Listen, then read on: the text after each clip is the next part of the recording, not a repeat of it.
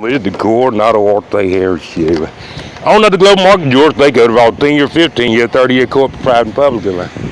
And yes, ladies and gentlemen, your fair maiden pulled up this morning, and she was very angry, ladies and gentlemen. I don't know, was it Seal and Heidi Klum? I don't know if it was Brittany, K-Fed, and Shar Jackson. I don't know exactly what went down, ladies and gentlemen, but something got her off her rocker. And I don't have nothing to do with it. I'm just the voice. I'm just that one voice around the planet that you get to say, that's our MC for now. You know what I mean? He's our MC for now because why? He has money and we don't. You know what I mean? And that's really the bottom line. They don't really talk about that. He has the money to market, and he has the connections to get all the way around the globe, and they don't. You know what I'm saying? And that's the reason why this Coronado is the MC, and they have that voice all the way around the planet that people listen to. Because they know I'm going to get around to them. Sooner or later, I'll talk about them. You know, most people, they don't cater to, you know, pretty much everything. But sooner or later, it might not be in the light that you want to be talked about, but at least you didn't have to really pay for it. You know what I'm saying? People talking about you and you didn't even pay for the advertising. You know how much a Super Bowl commercial costs, like, yeah? You getting Super Bowl specials and you're not paying nothing for it. You know what I mean? So, you know, the Red Dot Police Department, they were very angry when they pulled up this morning and they killed Sophia. And I tell you, that kill Sophia didn't look like it was supposed to look. They had a message 1997. They was very mad. Very mad. But I tell you, you need to get you some better football players. You know what I'm saying? You know, Kirby knows how it goes, lady. He knows how it goes. You can leave your estranged relationship. You can go out there to the old South, the gateway to the new South. You can go down there with the Diamondback, Razorback. You can go down there with the goddamn Gators and the Sooners, lady. But sooner or later, lady, you're going to realize something. You are going to realize something. It's going to be hard to beat number one, lady. It's going to be hard to do it. It's going to be really hard to beat number one, lady. You know what I'm saying? Your formerly estranged wife, like, you know what I'm saying? You were so busy looking at the flower girl and the girl throwing the rice, you know, that you let the wedding cake get away from you. You know what I'm saying? Oh, baby. And I'm going to tell you how that wedding cake was. Man, they had folded that box back. And you know, that box had like two legs. It had two legs, two flaps. They flipped that thing back and pinned it down. Lord, if you could have seen that icing just... Oh, it was just too much icing to hold in that box, like, yeah. But I'm going to tell you what that boy did. He was busy looking at the flower girls and the bridesmaids and stuff, and he did not get to enjoy that cake, lady. And let me tell you something. It was just as fresh as 20 years ago. I could not believe it, lady. That she said that he didn't even want it. I was like, oh, baby. She said that he did not even want that. I'm like, whoa, baby. You know, say he was too busy doing Elmo and Sesame Street, Flower Girls, and the girl throwing the rice and stuff. She said she didn't know she had got into a situation like that. You know, he was a youth praise minister. You know what I'm saying? And I tell you, lady, you know, she said she thought he was the best pick because he was more concerned about the future. You know, he was out there with the little ones trying to give them a brighter way of life, ladies and gentlemen. No, baby, it was more to it than that, though, lady. It was more to it than this youth ministry, baby. Baby, I'm trying to tell you. You know, and he's going to get his chance to speak. They have a whole lot of stuff they can't say. It's just body language. You know, when you ask them what are they doing with those youth ministry, ooh, baby, it's more body language than anything. Whole lot of praising and shouting and jumping up and down. You know, that's mostly what's going on with that.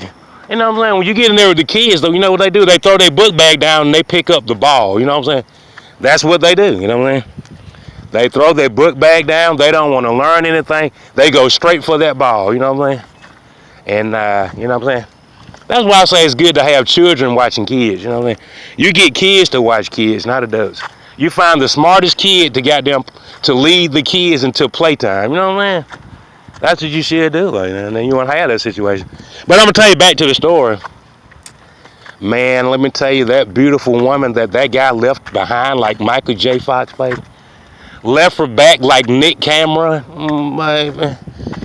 Left her back there like Uncle Jesse and the Olsen twins. Oh, baby, left her behind. Left her way back there like Nick Cameron. Baby. And she said, how could he let that go to waste? And I refused to let it go to waste, ladies and gentlemen. I preached about it. I got up in that pulpit. Oh, baby. And I pulled that box back, and I pinned those little leg flaps down. And I described that cake, because she couldn't really see she couldn't see how good it was, you know what I'm saying? But I told her, this thing is still good, you know what I'm saying? It's still good, you know what I'm saying?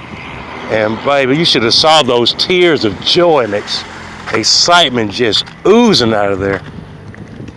And she said it had been abandoned and nobody cared about it. Like, Lord have mercy. And it's a shame, ladies and gentlemen.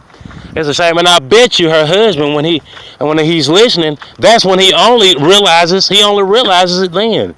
Besides that, he's out there with the kids in the kids ministry, ladies and gentlemen. He never comes around. He never really comes home.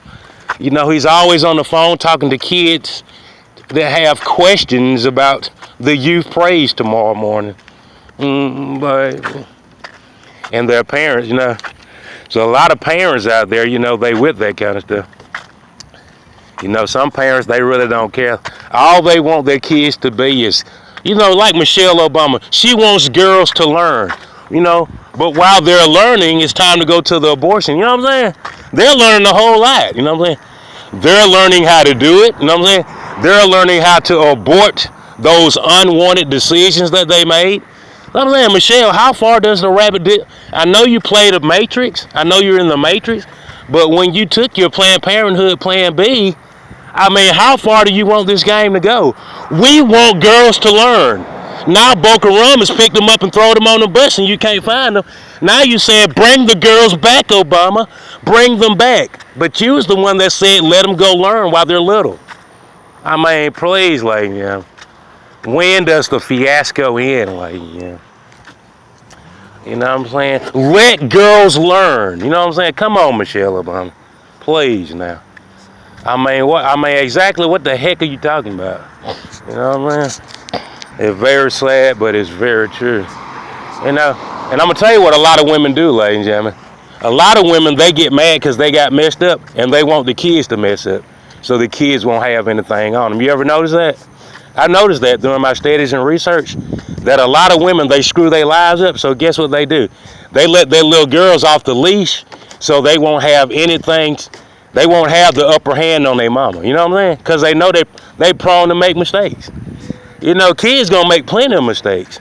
So what she does, she don't discipline them anymore. Let them go out there and learn. You know what I'm saying? And by the time they 15, man, I'm talking about baby, nobody don't want them. You know what I'm saying? By the time she's 16, she's smoking cigarettes. You know what I'm saying? With the low down dirty, with the neighborhood dirty white boy. You know what I'm saying? She's dating a dirty white boy. The one from Continental Wrestling down at the Montgomery Civic Center. I'm saying, she was the first lady. She was going to be the first lady of the United States. Now she's smoking Marlboro with no filter with the dirty white boy that used to wrestle against the bullet. You see what I'm saying? Michelle Obama, you ought to be ashamed of yourself. I tell you, you ought to be ashamed of yourself. Trying to let that girl make as many mistakes as you did so you could have the upper hand. You ought to be ashamed of yourself. I think MTV Parental Control has better parenting skills than that. I think they can learn better watching MTV Dayton and MTV Teens than learning that stuff you teaching them. Let somebody come pick you up and show you the way. You know what I'm saying? That's basically what she teaching them. Let the girls learn. Now they smoking goddamn bamboozled and led astray.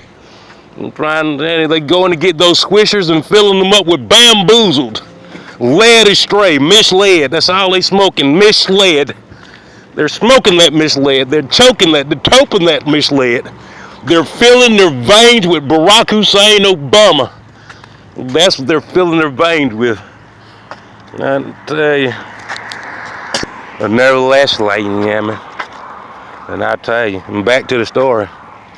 You know, and that lady, she said that she really loves me, but she just can't explain it right now. She said she needs time to sit on it. That's what she said. She said she wants some time to get comfortable and sit on it, you know what I'm saying?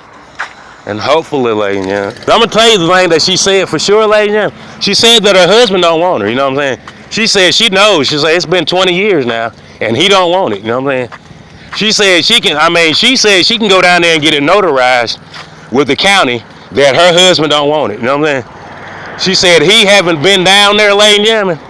He haven't been down there to do the dishes in probably like 15 years, ladies.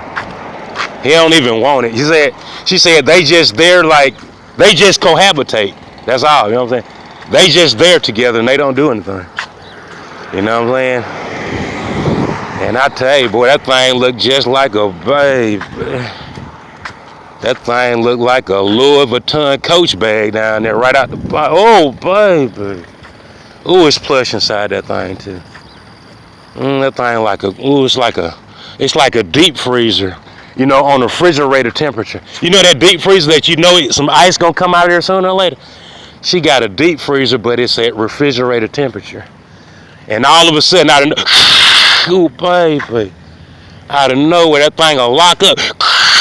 You know, it'll lock up on you, and then you know you lock up, and you have to beat that friction up a little bit, and then next thing you know, it got that little that nozzle on it. Get that spring stuff.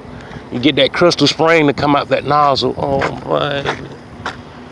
And I tell you, she knows it too. And I tell you, she sent me a video yesterday to show me how excited she was from that conversation. She was just in there dancing and stuff like that. And next thing, oh, baby! I was talking to her. She was doing that yoga aerobics and stuff. She was in aerobics class doing yoga. Oh, baby. And you know what I'm saying? But I'll tell you, lady, I'm going to get right back to that story.